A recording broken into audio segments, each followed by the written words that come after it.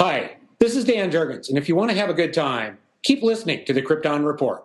It's a bird. It's a plane. This is Jason J. Lewis, the voice of Superman on Justice League Action. This is Mark Wade, writer of Superman Birthright, and you're listening to The Krypton Report, the All Things Kryptonian podcast, including Superman and Supergirl. We discuss games, movies, cartoons, TV shows, and comics. Find us on Facebook, Instagram, YouTube, and Twitter.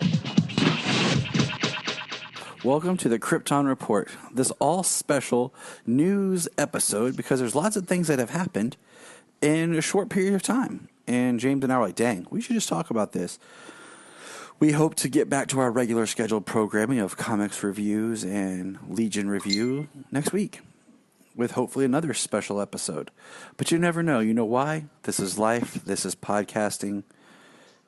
And it's what it is, you know, schedules, people. But let's have some fun. What's going on, James? How you doing? Not a whole lot. Rewatching Titans. Reading Three Jokers. Got book 3 today. Awesome.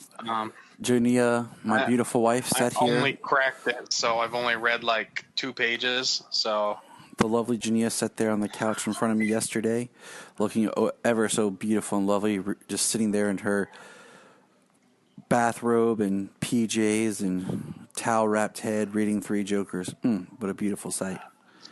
Just a woman reading comics. I have read it. We're going to talk about it. I liked getting her perspective, and hopefully we'll have our Three Jokers episode next week, and we can break into that some more. I feel like we need to reread it. Yeah. After you read it, we need to read it again and let it digest a little bit more. So, read it as a whole. Read all 3 books back to back. Yeah, so. After Brian's episode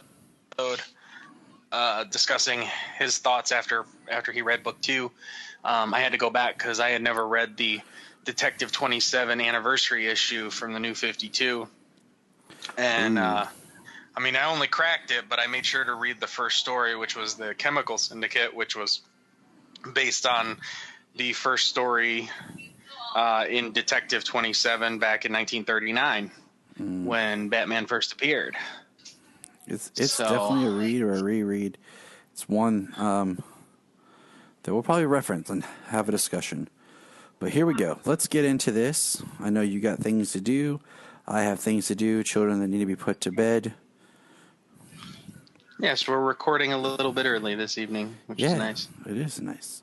So recently, Michael B. Jordan has come out and said that he is going to produce a Static Shock movie. Cool. More property, more diversity. Not the same thing over and over. Static Shock, a character that I'm very unfamiliar with. I know a little bit just because the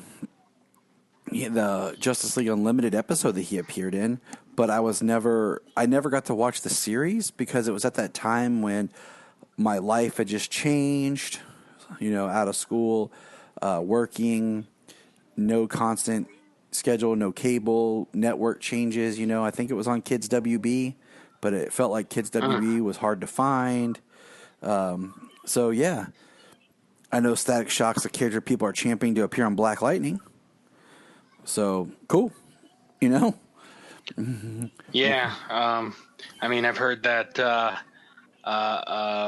Jefferson was a mentor to Virgil who is Static Shock, and I only ever caught the show in passing for Kids WB around the times because it was around the Justice League time and the reruns of Superman and Batman, those things. So I caught the show on and off, but yeah, most of my knowledge from him comes from where he's in the Justice League cartoon.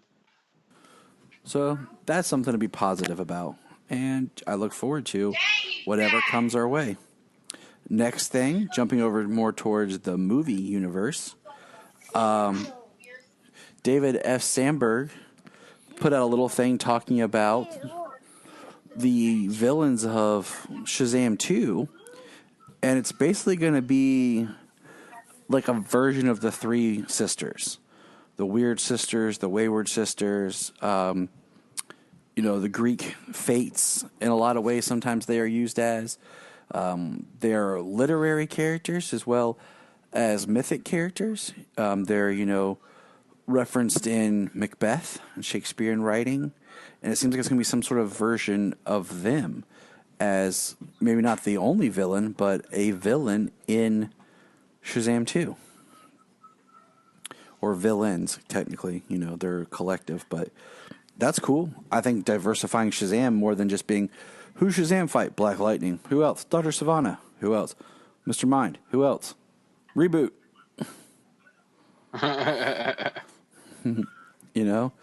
I'm sure there's been plenty of mythological, because that's where his magic comes from. I'm sure there have been plenty of mythological villains that Shazam has faced over the years. Yeah, and you know what? I'd like to go back and read some old Shazam / Captain Marvel, because technically, we got that New 52 run, and then it crossed into Justice League, and then he was like in a little bit in the Trinity War, and then he kind of started after Trinity War. He kind of disappeared. Like, I don't even really remember him in Forever Evil or Rebirth or anything. He didn't really pop back up till the Jeff Johns run reappeared, and it was kind of a sequel to his New 52 run. And in other fun movie news, the Suicide Squad has graced the cover of Empire magazine. It looks awesome. Like, it's cool to see them all together, and if nothing else, it's awesome just to see King Shark. Like, it slightly sucks that he's digital, just because of the impressive makeup that they did with Killer Croc. But it's just awesome. And I would hope that I just would really love the voice actor from Harley Quinn to do the voice, because that's become my King Shark voice now. Anytime I see him anywhere else, like, that's what made me love that character on Harley Quinn so much. Yeah, Ron Funches was hilarious. Just his sweetness and like, it's gonna be interesting. The seems to be. If it's Taika, okay. You think they're Taika's gonna be the voice of King Shark? Because that seems to be the consensus out there.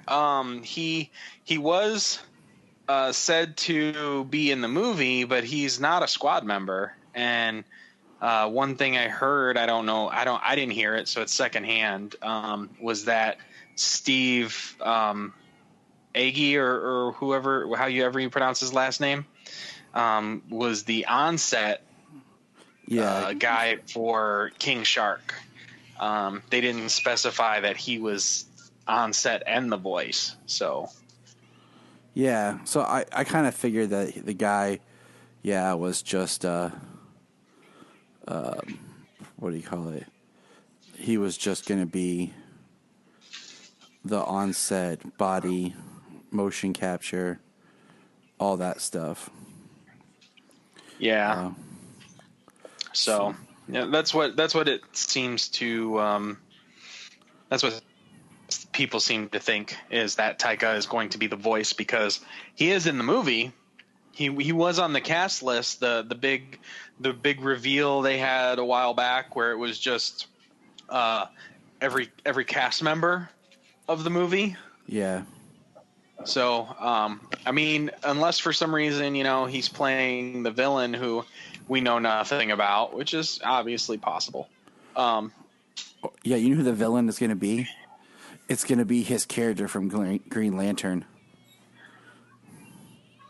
He's going to be like, oh yeah, the Hal's best friend. Hal's friend. Yeah, Hal's friend.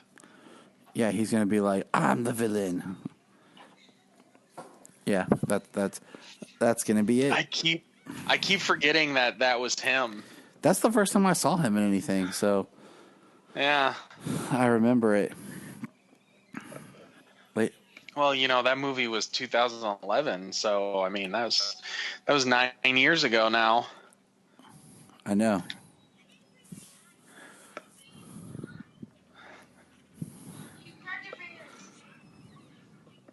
So, Yeah, they've got images. I mean, the Suicide Squad graced the cover of Empire, and then they've got some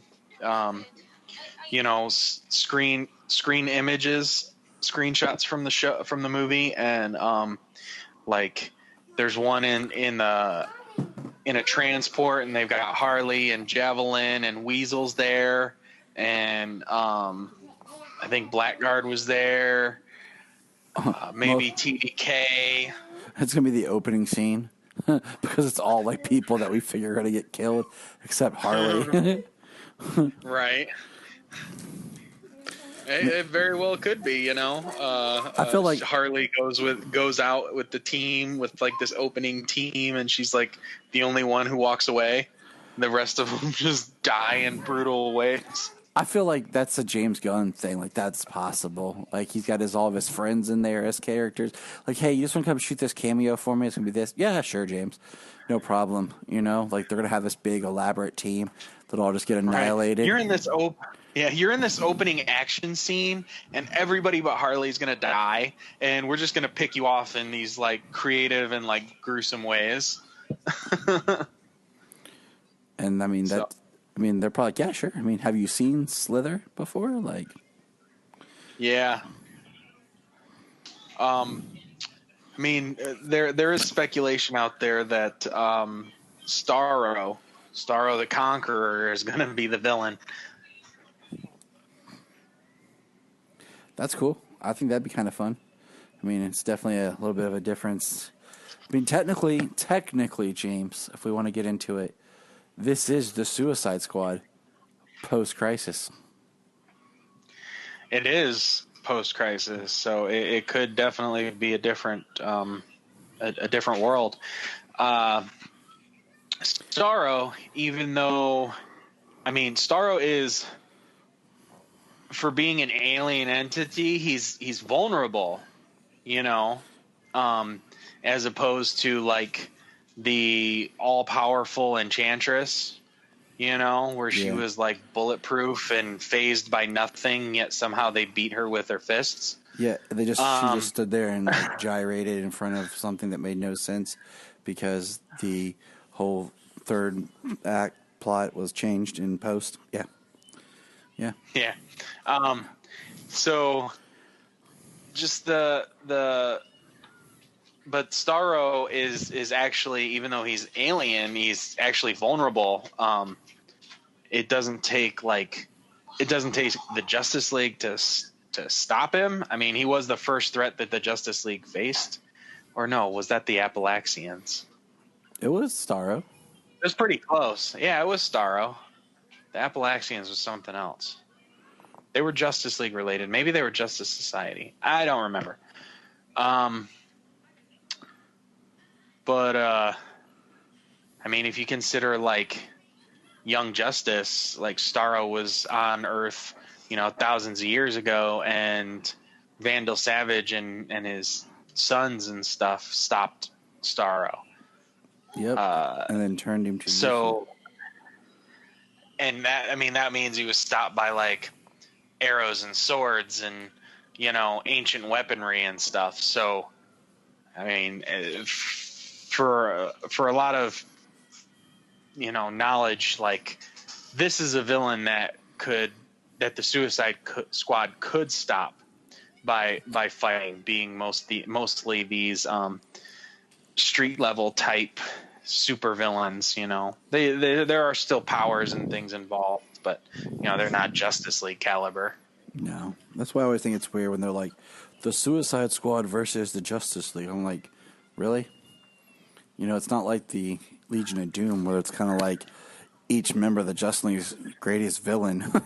versus them. Yeah. Yeah, this Suicide Squad versus the Justice League, that would be like a psychological battle. You would have to take the Justice League down a peg, like get them, I don't even know, like magic to weaken Superman and I mean all this other stuff. It would take a lot of stuff to weaken the Justice League for any version of the Suicide Squad pretty much to even stand a chance. So that's cool. Like I mean, I love how James Gunn was able to like make the correct style of Harley and makes it look so easy and flawless. Like, hey, here's what this Harley should look like. There you go. You've seen her in 2 movies. Yeah. and here in her 3rd film we'll actually do it correct. But all right, keeping with that, into the last bit of film information is, so we learned through Zack Snyder that his Justice League is officially called Zack Snyder's Justice League. We learned that he's going to do additional photography. We've learned that they are shooting with Ben, Ray Fisher, Amber Heard. But now we've learned that somebody else has joined those shoots. And this is, like I said, additional photography, not reshoots. Don't interchange those, people. Reshoots is when you redo a scene or have to shoot some things to connect scenes to make up for mistakes, errors, a lot of changes. His film was done. Now they're adding footage to it. And we are getting Mr. Jared Leto back as the Joker. Awesome. That's pretty sweet. And it hasn't been confirmed, but it is a big rumor that I do believe is, and I say this just to bring this about, is Joe Manganiello is supposed to be back shooting some scenes as Deathstroke. I mean, that probably gets me more excited than Jared Leto, but I'm definitely excited to see Jared Leto come back. I mean, honestly, in my opinion, the only thing that pushed Jared Leto over the edge a little bit, and I like Jared Leto's performance, and I wish there was more, was just how much like into style he was. All his different suits, his freaking big old purple puffy coat with no shirt on underneath. You know what I mean? Like, yeah. Maybe too many wardrobe changes, but and maybe too far in a direction. And it's hard. It's funny to stay too far with Joker, but I don't see that changing, with Zack Snyder. Like I don't see him toning down the Joker from what David Ayer did. No, I don't either. I just, Jared Leto's Joker performance is lost on the cutting room floor. Yeah. I'm hoping with this edition, we will get maybe it opened up to the Ayer cut of Suicide Squad.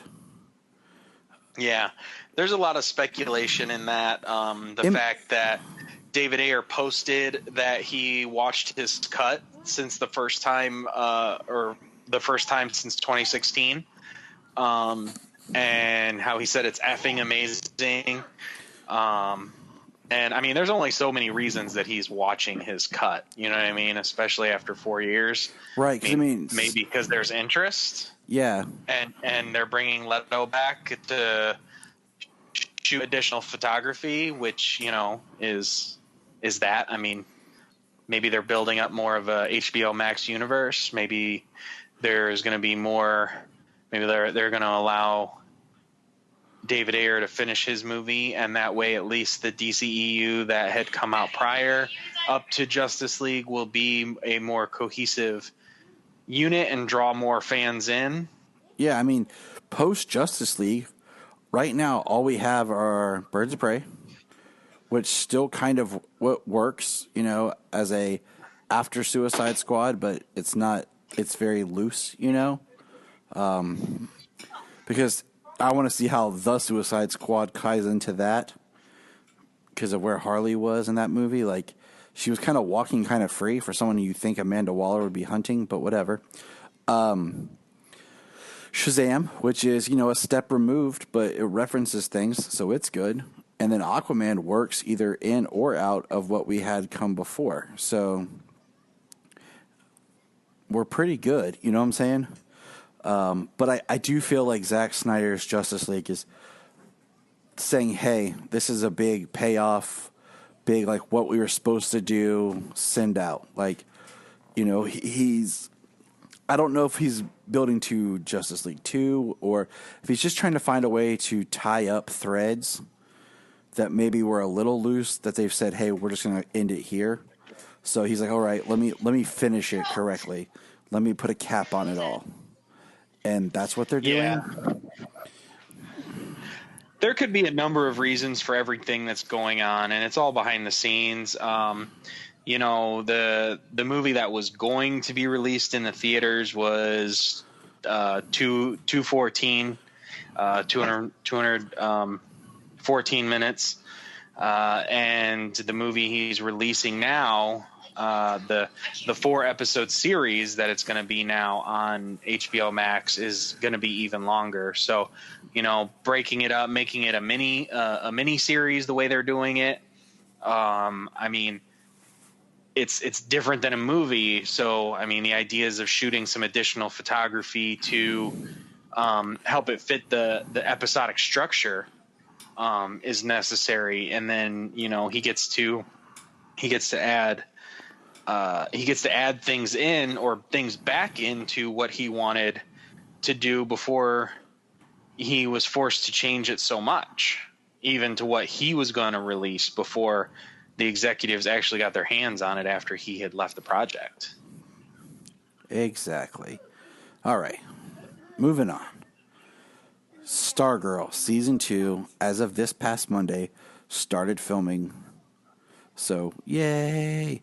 We got some casting for Eclipso and Shade, which is kind of funny because the actor, I believe, that's playing, is it Eclipso? Is the actor that played Digger Harkness on Arrow. So Captain Boomerang is back as Eclipso now? Yep. Jonathan Cake has been cast as the Shade. Shade was like the character last time that I totally forgot was there, just because of how quick he is, and he was there the whole time, and we were looking at him but never really noticed. And then they pulled that on us. Always saw him in the picture. Right. I always saw him in the painting. Every single time I always saw him in the painting. I was like, oh, of course. Yeah, there's there's the Shade. There's another character. And I just, when they pulled that out as the stinger for the ISA at the end, I was like, oh yeah. I was like, that's cool. Like, I'm glad they finally brought him out. Oh yeah, it was awesome. Or that they referenced that because he's always been there, but they finally made a reference to him. I have faith. I have a lot of faith that this will be done. I'm going to keep the faith. Like, Black Lightning films in Georgia, so they're going to keep filming in Georgia for Stargirl. Even though it's CW now, I'm hoping with like the CW, DC Universe, HBO Max kind of thing that it'll still be produced more from the HBO Max previous DC Universe, but just put on CW. Yeah. I hope the production team is still the same people who developed and are working on the show, but the CW is now like, yeah, we want it on our network, so we're gonna foot a little bit of the bill. Not necessarily make the writing team and stuff their own. Because in a way, like, that would kill the show. They're losing one, superhero female show, Supergirl, ending, and now they're gaining this show.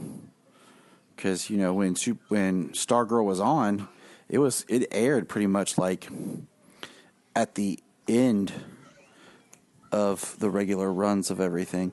But also, we learned today that Jade is joining the cast of Stargirl. Yeah, I'm guessing the name. Gonna try and pronounce it. Better you than me. Isa Panejo. Panejo. Good job, buddy. Better than me.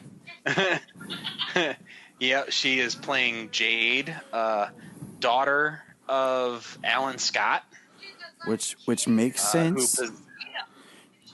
Yes, and she possesses the Starheart energy. Is that what it's called? I believe. I am trying to remember. I'm wondering how they're going to go with her. I'm wondering if with her now we're going to get our more Green Lantern story and like bringing the Lantern back to life. So I'm really, I'm excited. Brian finally will have his Green Lantern in some way, shape, or form, so he can calm down. Oh yeah, he got super excited when I showed him, or when I. So I don't think he recognized the character, and then I think he looked her up, and then when he realized that she was Alan Scott's daughter and that she was, a version of a Lantern in some way or some fashion or another. How does he not know that? Because didn't Kyle Rayner fall in love and date her in the comics? That I'm not sure about. I only know of her. From actually from Dynamic Duel. They recently had an episode with Alan Scott, and they were discussing his background, and they did talk about her, and they talked about the Starheart, I believe, like I said, is the name, energy that Alan Scott possesses. That it's different than the green energy of the willpower. So it'll be cool to have that at least, and it makes the most sense being Earth 2 and the JSA. So I'm excited about that. All right, keep trugging along this train of justice. Superman and Lois did officially start filming on the 21st. There was some stuff we had to wait on, but they cast another LL, and this time it is a villain, female, whose name evades me because my notes are gone that had her information, but she fought Supergirl, and her name was something with an L and something with an L. Yes, that is true. I'm seeing if I can pull it up because my notes are gone. But I just, it's so hilarious to me. I feel like it's a writer's rite of passage to create a new character with an LL alliteration. It's like, all right, you're on the book. Okay, I got to do this. And boom, we got a great one in Superman Earth 1. That was one that I can't remember because my notes were erased off my phone. Oh man, you know what? We were talking about that yesterday, and I should have broke out my friggin' Earth 1 book. Leslie Law. Yep, I just pulled it up. Stacey Farber has been cast as Leslie Law in a recurring role on Superman and Lois. So let's run down it. What we got? Leslie Law. But like you said, she was in a Supergirl book at some point, so It's not like. I mean, obviously this character is probably going to be different than that version, and as well, they couldn't have brought that girl into Supergirl, they drew all of Superman's villains as opposed to Supergirl villains for her show. Yeah. And now we got a Superman show, and we're gonna use a Supergirl villain. Yep. They're like, hey, guess what? Now, they're like, we're gonna steal your villains. Okay. So the actress who's playing this character, I'm looking at her real quick. She comes from another CW show, the short-lived CW series show called Cult that ran in 2013. She was on it, which was a pretty cool show. It didn't last, and I don't know how it could have, like the density of that show. But yeah, it was an interesting show. So that's cool. So she's not, unknown to the CW world, but she is coming. And like we were talking about the other day, it's like you get on a Superman property, you're like, okay, what new LL can I come up with? So let's just run them down. What we got? Okay, we got Lois Lane. Okay, all right. Lucy Lane. All right. What was her mom's name? What was it? Keep going, I'll think of it. Okay, so we jump up. We got Lana Lang, and then her father was Louis Lang, and then her mother, I don't remember. Well, Lisa LaSalle was the yes, on girl from Superman Earth 1. Yes, and then Leslie Lamaris was the mermaid, Atlantean mermaid person. And then we have, thanks to Smallville, we have a very large Luthor family. We have Lex Luthor. Then we have Lachlan Luthor, Lillian Luthor, Lucas Luthor, Lionel Luthor. And then we got Lutessa Luthor. Oh, and then Lena Luthor, which is a comics and Supergirl kind of thing. And we got Julian, which never made any sense. I mean, technically Lex is Alexander, but still. Who else? We miss anyone else? Lois's mother's name is Ella. It's ELLA, but it's it's pretty sweet, I think we got them all. Maybe there's probably some more we forgot. There is just way too many LL names in Superman lore. I mean, they just had fun with it. They're like, hey, let's just keep going. Now it's like there has to be multiple LLs. Yeah, now they're like, watch this. I got another one for you. So that's cool. All right, so moving on to the big ones. Ready?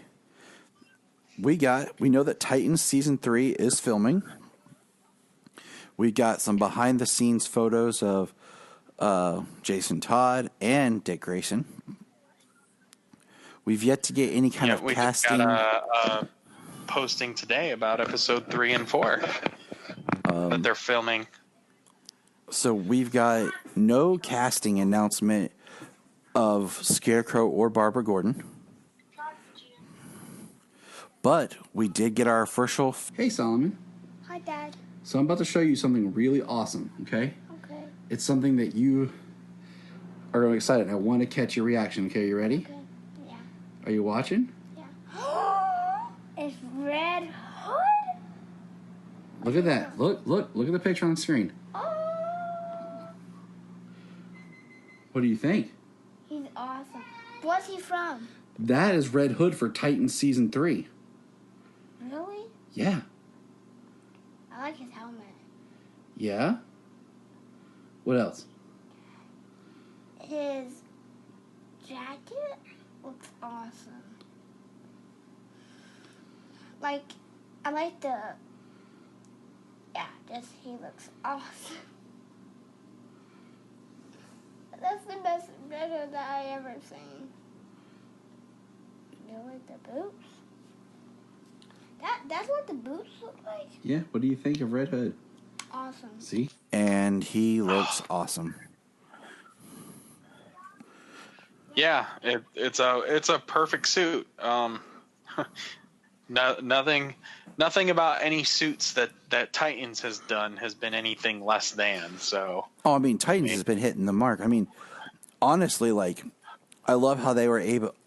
Honestly, if we had to pick one suit that's like the weakest suit that they did, I think it might be kind of Jason Todd's Robin suit. Because when you look at it in the light, it looks a little clunky-ish. But I love how they did two Robin suits, both different, but yet very similar. The bat suit was more of a stunt bat suit, so I don't really count it as like a full-on bat suit, but it still looks better than the bat suit we got for Gotham. Yeah, it was totally kept in shadow. It was never meant to be face first in front of the camera, you know. And I would just like more suit action. I mean, that's part of the fun of these comic book properties and these comic book shows is seeing the actors in costume, seeing them brought to life. Season 2, like, I've talked about before, season 2 of Titans did a lot of things better than season 1. But that still had season 2 especially had a rough start because of the way they botched the end of season 1 and then had an odd end. So I think in a lot of ways they drug out the whole Dick to Nightwing thing too long. But back to Jason Todd. The red hood looks great. The tactical pants, the shins, the boots, the pistols, the jacket, the body armor, the actual hood, the helmet. Like the only thing I don't like about the helmet is how it kind of looks like he has a mouth. Looks almost kind of Dr. Doomish, Iron Man-ish. Yeah, as Red Hood has become more popular since Jason Todd's return and since his New 52 run and then his Rebirth run, which the Rebirth run was very highly talked about. It's supposed to be very good. I haven't gotten to the Rebirth run yet of Red Hood. I started it just to see if where Rebirth, like Red Hood and the Outlaws Rebirth, picks up, if maybe there's clues to where Three Jokers would have ended with Jason, just as we were trying to figure that out. So I've read some of it. I don't like in Rebirth how they did his helmet with more of a mouth to it. I like more of the plain front to the Red Hood. Right. I mean, I haven't gotten to that, so I'm not sure like exactly what you mean there. But what I was more getting to is the popularity that he's garnered over the last decade has really like his helmet has become like functional in different ways. And in different mediums, like an Arkham Knight when his hood, the helmet had like a heads up display on the inside and stuff like that, you know? Yeah. What do you call it? I'm not a fan. I don't think it needs to be like that, you know? That's obviously a story thing that they make things overcomplicated. Part of the thing with the Bat family and stuff, yeah, they have gadgets and stuff, but it's not like Iron Man with Jarvis inside or Friday inside. And that's the one thing I didn't like it made for a good dynamic in like Spider-Man Homecoming and the MCU Spider-Man where he's got a heads up display and stuff, but it's like that's never been Spider-Man's thing, especially early on. Like early on it was him getting the job done. Yeah. You know, not having all this super high tech stuff to help him along, stuff that he didn't develop himself. I don't like the way Jason looks right now. He looks like he's like the Red Hood. Like I get it, but he looks like he's a Mortal Kombat character right now. Yeah, this Red Hood Outlaw book that he's in or whatever. Like I definitely haven't gotten to any of that. He's always been in Red Hood and the Outlaws. Like that's been his kind of book. And they've done unique job with like doing different characters in it. But yeah, where he is right now, like I don't like the costume. But I'm He's kind of excited. got the hood on. He's got a face mask, like you said, like a Mortal Kombat face mask cover, with a domino mask on. So it's not the whole red helmet anymore. I like the red helmet, and I like when his domino Me mask too. under the helmet is like a red domino mask instead of the black. But I'm excited to see what they do with Jason as the Red Hood. It just feels like once you introduce Jason Todd as a Robin, it's like, oh, we got to get him to Red Hood. That's his ultimate. That's his destination. And what I think is funny is you and I just had a conversation about how Dick Grayson in the comics, I think when they draw him, like he's always more of like this leaner muscle. He's an acrobat, and they've started really drawing Jason as like this beefier, muscular, like big guy. And then the actor that plays Jason's like super skinny. And that's the only thing is like when you look at him in the costume, like you can tell he is super skinny. I kind of see what you mean about the face almost looks like it has a mouth. It almost makes the hood, the helmet look like it's got a face on the helmet kind of a thing. Yeah. I do like how the new Red Hood, though, he does carry a crowbar. Yeah, that's kind of twisted, but it works. Right. But that is cool. I mean, he looks great. I really can't wait to see what they do. I hope that, you know, we have, like I said, we haven't got the casting of a Barbara Gordon, but we know she's coming, or Scarecrow. And I hope they do some sort of a flashback episode and we see Barbara as Batgirl and get a really cool, updated, new Batgirl costume. Just like, you know, in season 2 of Titans, we got Aqualad in an episode and he got a full-on costume and everything, and it looked great. But we haven't had a good Batgirl suit since the repurposed, redesigned Alicia Silverstone costume they used for Birds of Prey. And that was in a quick, like, blink flashback scene, you know? Yeah. It was a flashback scene, and then she wore it like in a dream sequence or something. But yeah, I mean, it looked fantastic. The repurposed suit, they redid the cowl, and Dina Meyer was fantastic. She was amazing.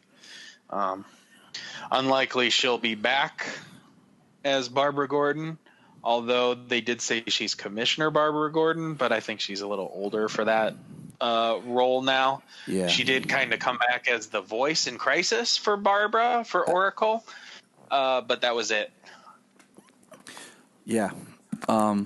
So that would be kind of cool, because it seems like, and once again, if you're thinking this through, if Jason has now become Red Hood, that opens up the possibilities for a Tim Drake and actually having a good, stable Robin, and then we'll just build the Bat family up on Titans and we have Nightwing, Red Hood, Batgirl, and then a Robin, and then over on CW we have Batwoman, and we have our new Batwoman, and we got our reveal of our new Batwoman.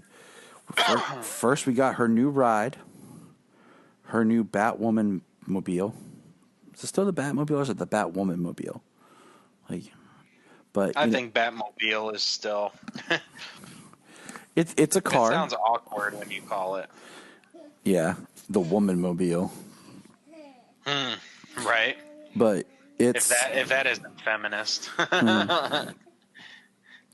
It looks good. You know, it's it's one step, you know, where Ruby just used a motorcycle. She has a car now, and it's got a little cool fin to it. So it's neat to see that kind of in action, because this character is of Ryan Wilder's branching out into her own character. So we got to see her car, which it looks good. And then we did speculate on the behind the scenes photo we saw of her.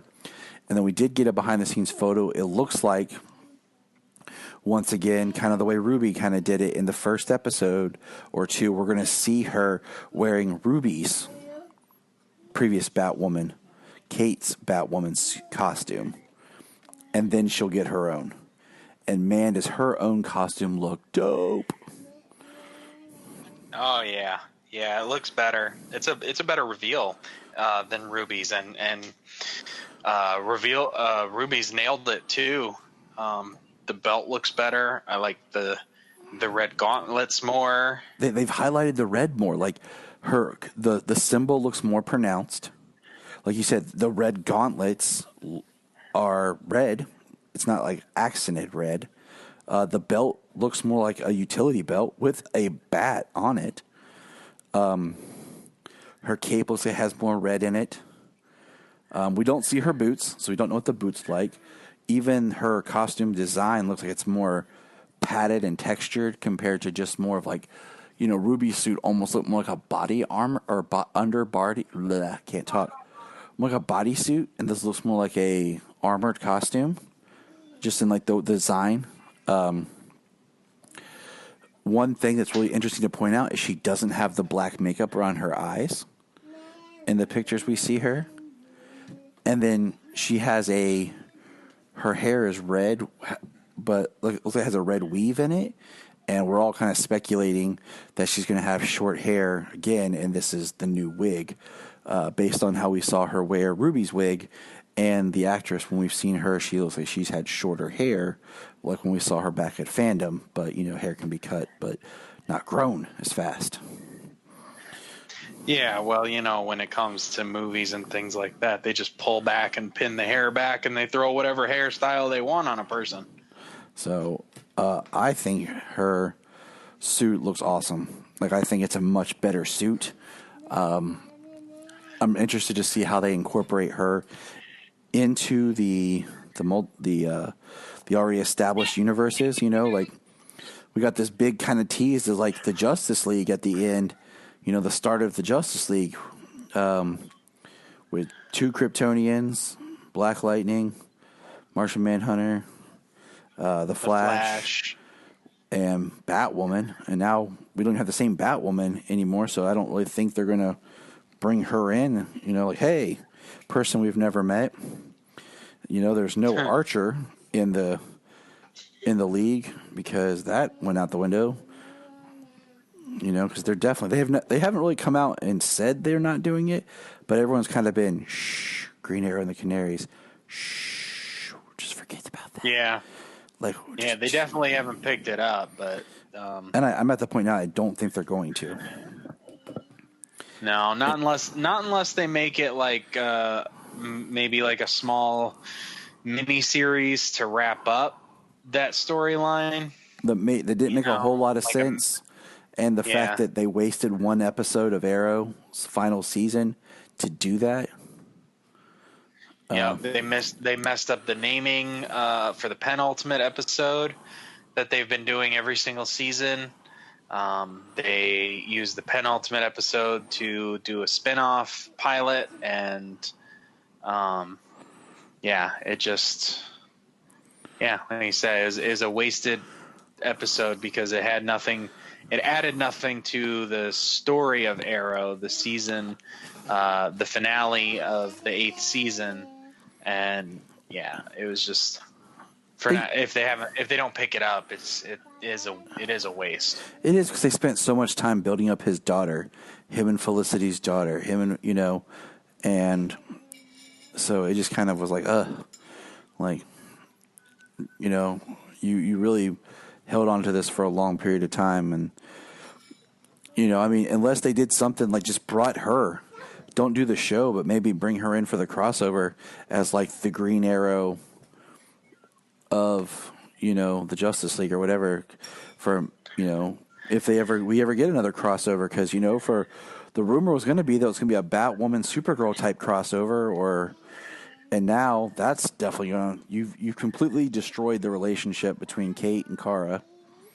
And, I like the idea that they were both the cousins of the bigger heroes, because we always got Supergirl and Batgirl paired up, but the idea of Batwoman being Bruce's cousin, and she's Clark's cousin. You know, I thought that was a really cool, playground sandbox to get into, and that's gone. So I feel like we're just going to kind of drop some of this storylines that we were building to because there's not a lot of room for them. But we covered it. We got it all. That's all the hip, cool news. Yeah. Anything else you want to throw out there, James?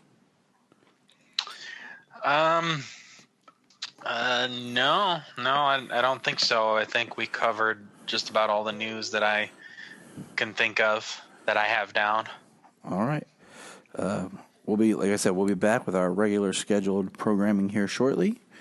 And just remember, dear listeners, Look up in the sky. Look up in the sky. Look in the sky.